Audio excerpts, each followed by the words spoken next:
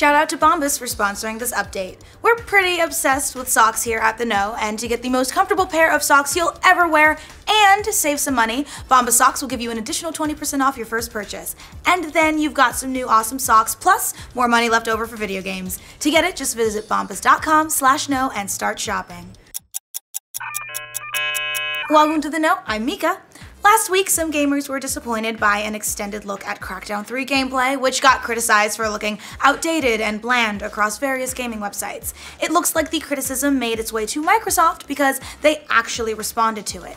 Crackdown 3 community manager Rukari Austin showed up in a Reddit thread about the new footage, writing, "Still lots of work to be done as well. Sure, you get to play the years of development card, but so much shine, not literal, is added in the last few months. Really incredible to watch, but your concerns are heard and understood from our end. So basically, cool your jets, everybody, it's not finished just yet.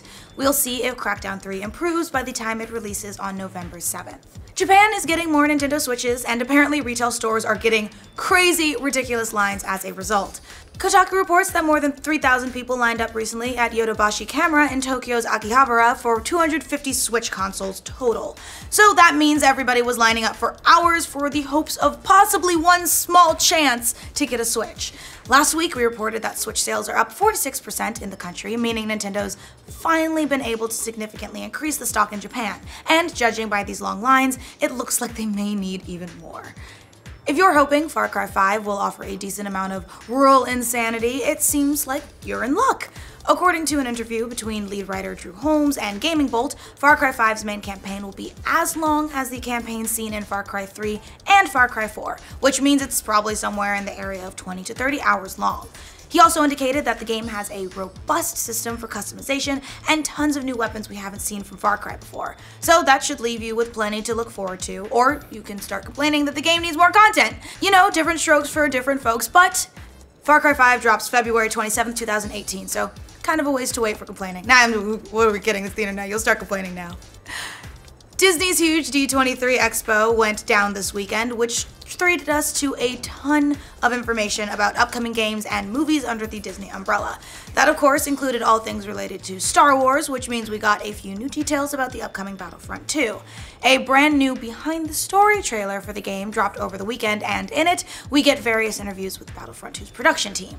If you're worried that Battlefront 2's story will have no bearing on the rest of the cinematic universe, Lucasfilm creator executive Steve Blank says that the game is absolutely an essential story.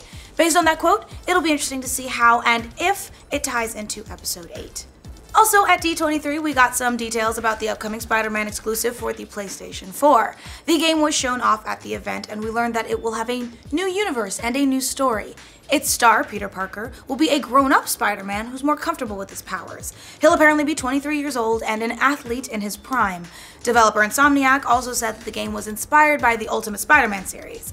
Spider-Man also will be able to interact with objects around him and use them to battle enemies in the open-world games. Interestingly, the gameplay has already been changed based on fan feedback since the game was shown off at E3. They've tweaked it to improve web-swinging physics and combat. So see, developers do actually listen. Some of them. Insomniac listens, and that's all that matters. Just about every piece of news out of Call of Duty World War II has leaked so far, so why stop now? Over the weekend, an unfinished version of the trailer for the game's zombie mode leaked out onto the web. Apparently, this unfinished trailer is being prepped for a Comic-Con reveal. However, the game's developers would rather you not watch it yet. Sledgehammer tweeted, "Leaks aren't ideal, but know that we appreciate the support. We're almost done with the Nazi Zombies trailer. Hang tight, it'll be worth it. I mean, it's just a few more days at this point, so why spoil it for yourself now?" Who are we kidding? You're gonna go watch it right now, aren't you? ATARI has given some new details about the look of its upcoming retro console, which is named the ATARI box, and it appears to be patterned after its classic 2600 console. In showing off its look, ATARI said, "Our objective is to create something new that stays true to our heritage while appealing to both the old and new fans of ATARI.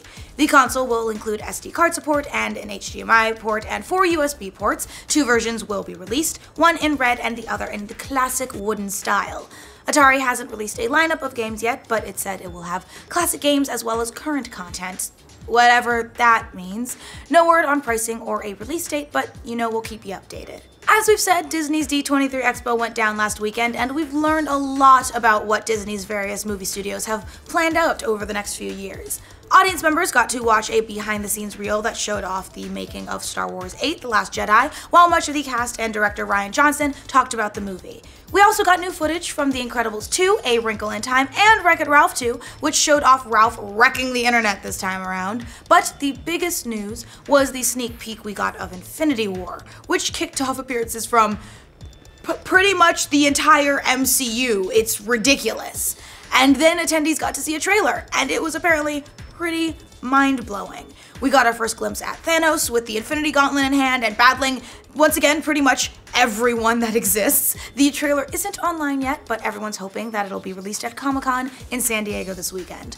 Also confirmed, every Disney princess that has existed will be in Wreck-It Ralph 2, so like, get hype about that. I'm hype about that. An unofficial Pokemon mod for Minecraft was just officially released, but it already looks like it's toast. The mod, which is called Pixelmon, has been in beta for a while, but after it launched earlier this month, the Pokemon Company requested that the team stop development.